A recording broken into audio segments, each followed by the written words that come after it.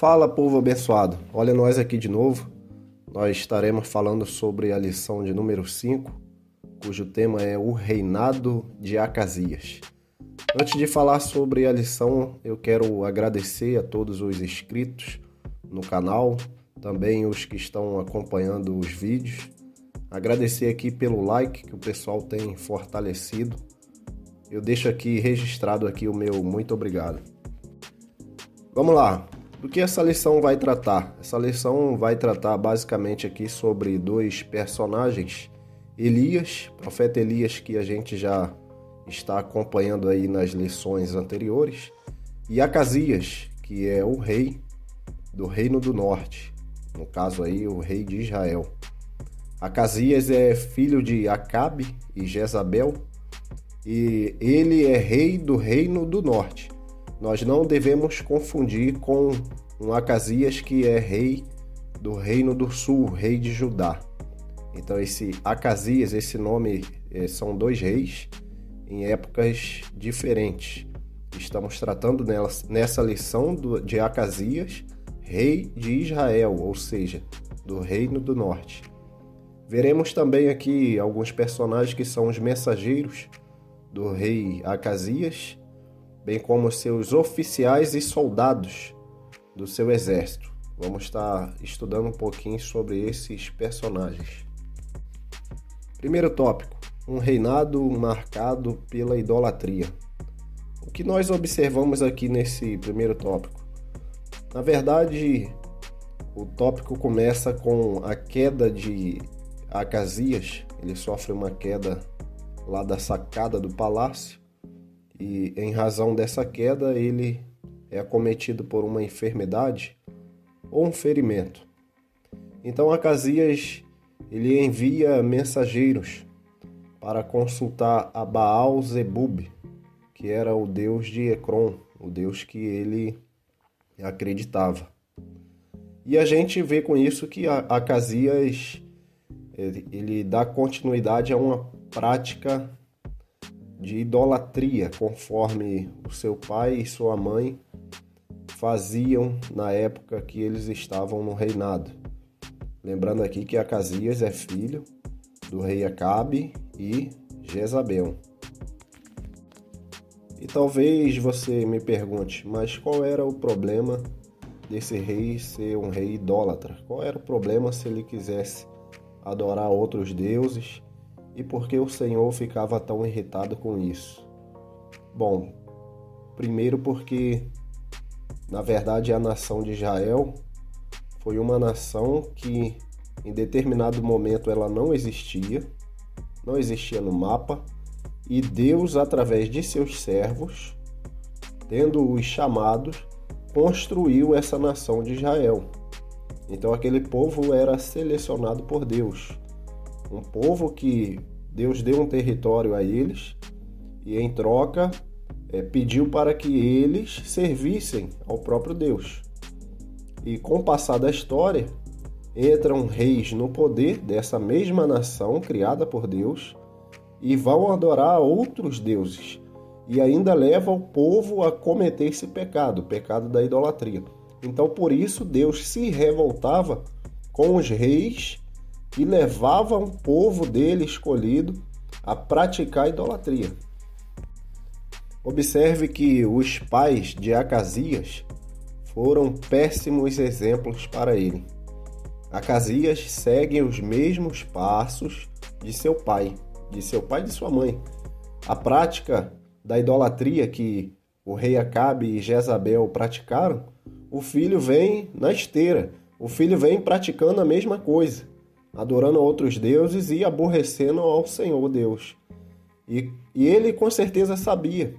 Ele soube o final de seus pais, do castigo severo que Deus deu a eles, e mesmo assim ele continua no caminho errado. Observe então que, na verdade aqui, nós temos que ter cuidado quais são os exemplos que nós vamos seguir. Temos que ter cuidado com isso. No caso de Acasias, os pais dele não foram bons exemplos para ele. Não foram. Em contrapartida aqui, Salomão teve um belo exemplo que foi o seu pai Davi. Davi foi um servo fiel a Deus, errou, mas reconheceu o erro, se arrependeu dos pecados que ele cometeu e foi um belo exemplo para o seu filho Salomão, diferente aí de Acasias. Então nós devemos estar ligados quanto a isso aqui, quanto aos exemplos. Tópico 2. Elias desafia a adoração a Baal. O rei Acasias mandou os mensageiros ir a consultar ao deus Baal-zebub. No entanto, os mensageiros no meio do caminho se encontram com Elias. E Elias manda voltar e dizer ao rei que o rei não seria curado daquela doença, que ele iria morrer. Os mensageiros voltam e falam para o rei: encontramos um homem. E a gente observa no relato bíblico que aqueles mensageiros não conheciam quem era Elias. O rei pergunta aos mensageiros como que era a vestimenta daquele homem, e eles falaram como era a vestimenta de Elias. E o rei soube, é Elias, o tisbita. Na verdade, os mensageiros não conheciam quem era o profeta Elias. Provavelmente não conheciam o que Deus tinha feito outrora por meio de Elias, a ponto de o fogo cair do céu lá no Monte Carmelo, diante do rei Acabe, quando Acabe ainda estava vivo. Então a gente tira aqui um ensinamento que há muitas pessoas que não conhecem os servos de Deus, bem como não conhecem as obras que Deus está fazendo no meio da sociedade. Tem muitas pessoas que não conhecem a Deus. Em contrapartida, há também pessoas que conhecem os servos de Deus, conhecem o Deus que é o Deus desses servos, as obras que Deus faz, no entanto, lutam contra esses servos, que era o caso do rei Acasias. Rei Acasias sabia quem era Elias, ele mesmo diz, é Elias. Pelas vestimentas, o rei Acasias sabia que era Elias, mesmo sem ter visto, e com certeza ele sabia das obras que Elias fez, que Deus fez através de Elias. Mesmo assim, não procurou Elias. Ele mandou procurar o deus Baal-zebub, e isso irritou ao Senhor. Olha só, a pessoa conhecia o profeta, sabe do Deus de Israel, mas mesmo assim não procurou fazer o que era correto. Quando os mensageiros falam para o rei que um homem os mandou voltar, o rei soube que era Elias e ele dá uma ordem a um oficial, um capitão, para com 50 soldados ir capturar Elias. Quando esse oficial chega na presença de Elias, fala: homem de Deus, o rei manda te chamar. Elias diz: se eu sou homem de Deus, fogo caia do céu e te consuma. Fogo caiu do céu e consumiu aquele capitão e os 50 soldados. Depois Acasias manda novamente mais um capitão com 50 soldados e o evento se repete. Fogo caiu do céu de novo, consumiu aqueles homens, mais um capitão e 50 soldados. Depois Acasias manda um terceiro capitão com mais 50 soldados. E aqui eu gostaria de comentar sobre os dois primeiros capitães e as duas levas de soldados. Os dois primeiros capitães estavam obedecendo uma ordem do rei, mas o que eles não sabiam é que o profeta Elias estava obedecendo uma ordem de Deus. E os capitães pensavam que a ordem do rei era a ordem suprema, estava superior à ordem de Deus. Não sei se eles conheciam a Deus ou não. No entanto, a gente aprende isso, que a ordem de um rei jamais estará superior à ordem de Deus. E isso os levou à morte. O terceiro capitão usou a inteligência, ele usou a sabedoria. Chegou diante do profeta Elias, se ajoelhou e pediu misericórdia para que não fosse consumido conforme os dois outros capitães foram, juntamente com seus respectivos 50 soldados. A atitude desse terceiro capitão nos mostra que ele entendeu que a ordem de Deus era superior à ordem do rei. Por isso aqueles homens foram consumidos. E ele foi livre, ele foi poupado, porque ele entendeu, ele reconheceu. E aquela súplica que ele faz, aquela súplica foi realmente direcionada a Deus. Deus atendeu a ele e assim o poupou da morte. Com esse cenário, eu quero destacar duas observações. Primeiro, a gente observa a insistência no erro por parte do rei Acasias. Ele comete o mesmo erro 3 vezes. Manda um capitão, manda o segundo capitão e manda o terceiro capitão. Os 2 primeiros foram fulminados com os seus soldados. E ele manda o terceiro. Ele não queria nem saber. Os homens dele estavam morrendo e ele persistindo no erro, não queria nem saber. Quantas pessoas persistem no erro? Coisas que estão vendo que vai dar errado, que já está dando errado, mas continua no mesmo caminho. Não podemos ser igual a Acasias. Vamos aprender com esse erro aqui de Acasias. Um erro dele anterior a esses 3 envios aí é que ele sabia, já que a idolatria era algo errado. Mesmo assim ele permaneceu e como ele não queria retificar esse erro aí, reparar esse erro, deixar a idolatria, abandonar a idolatria, ele enviou um capitão, enviou outro capitão, enviou o terceiro capitão, tentando lutar contra Deus usando o seu exército. E a segunda observação está atrelada a essa primeira. A primeira, a gente vê a persistência no erro por parte de Acasias. A segunda é que nem o rei pôde salvar aqueles capitães e aqueles soldados. Ele queria lutar contra Deus usando o seu exército. Porém, nem com o seu exército ele não teve como sair vitorioso dessa luta. Não adianta o homem querer usar suas forças para tentar combater a vontade de Deus, o poder de Deus, que não tem como. Isso aqui nos remete para algo apocalíptico, porque aquilo ali representa a sentença de Deus, a severidade de Deus para com os desobedientes. Não adianta o homem, pode ser autoridade, pode ser o que for, tentar impedir a condenação divina, que não vai conseguir. O homem não tem força, o ser humano, a humanidade, a ciência, a tecnologia, não tem força para impedir a condenação contra Deus, vinda da parte de Deus para com os desobedientes. O ser humano não tem como vencer essa batalha. Terceiro e último tópico, a doença de Acasias e a sua morte. Nós observamos com essa lição a coragem de Elias. Nós já estamos falando sobre a coragem de Elias já desde outras lições. E aqui mais uma vez nós vemos a coragem de Elias se destacando no cenário. Ele não se intimidou com o rei Acasias.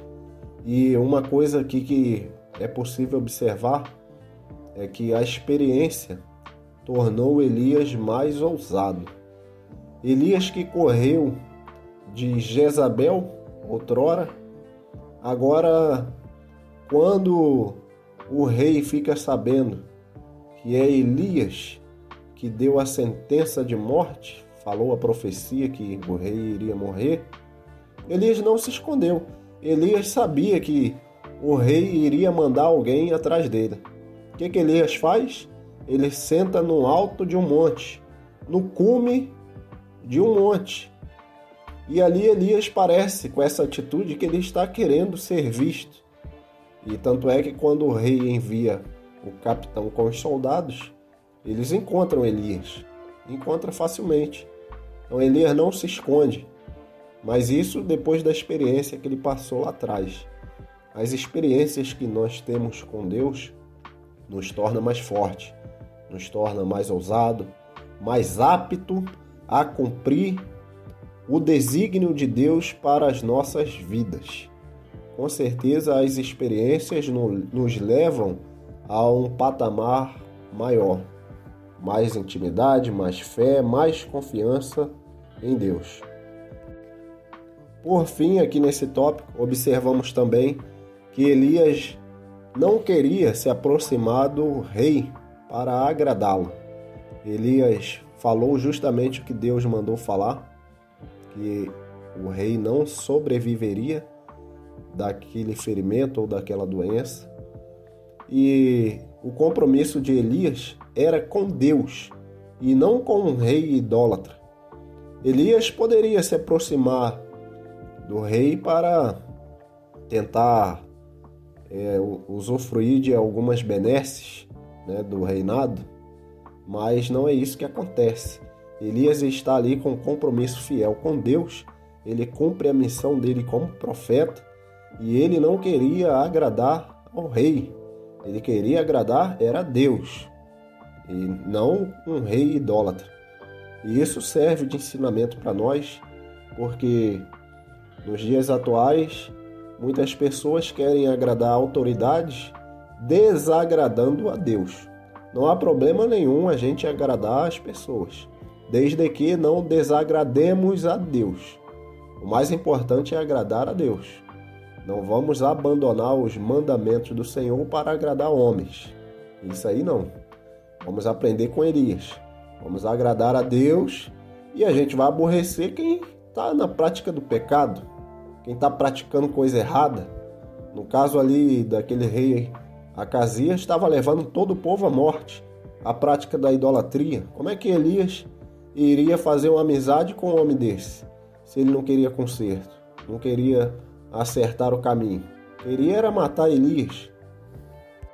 Como conclusão, observamos que a desobediência a Deus sempre culmina em ruína. Acasias não conseguiu se recuperar daquela doença ou ferimento e acabou morrendo. A profecia de Elias se cumpriu. A profecia dizia que ele iria morrer, que ele não iria se recuperar, e realmente isso aconteceu. Então toda aquela vida de desobediência por parte de Acasias o levou à morte. Algo poderia ter acontecido diferente com ele. Poderia ter acontecido com ele o que aconteceu com o rei Ezequias. Para quem não conhece a história do rei Ezequias, dá uma pesquisada aí. O Senhor acrescentou 15 anos a mais para o rei Ezequias. O rei Ezequias era um homem que era fiel a Deus. O profeta tinha falado que ele ia morrer, o profeta Isaías, mas ele faz uma oração, Ezequias faz uma oração e Deus acrescenta mais 15 anos. Talvez se Acasias tivesse reconhecido o seu erro, abandonado a sua idolatria, pode ser que Deus fizesse com ele igual fez com o rei Ezequias. Mas como Acasias quis permanecer no erro, a sentença para ele foi a morte. E Deus precisa de servos como Elias, servos ousados que estão ali fiéis, com compromisso com Deus e não se embaraça com a corrupção que tem aí no mundo. Pessoas idôneas, pessoas que estão aí firmes com o Senhor, preparados para enfrentar toda essa avalanche de pecado que vem aí atrapalhando a sociedade aí pelo mundo afora. Se você chegou até aqui, conseguiu assistir esse vídeo até o final, vou te pedir um favor, compartilhe esse vídeo aí com um amigo, com alguém da sua família, com um colega, e peça-o para se inscrever aqui no canal. Deus abençoe você e a todos em nome de Jesus.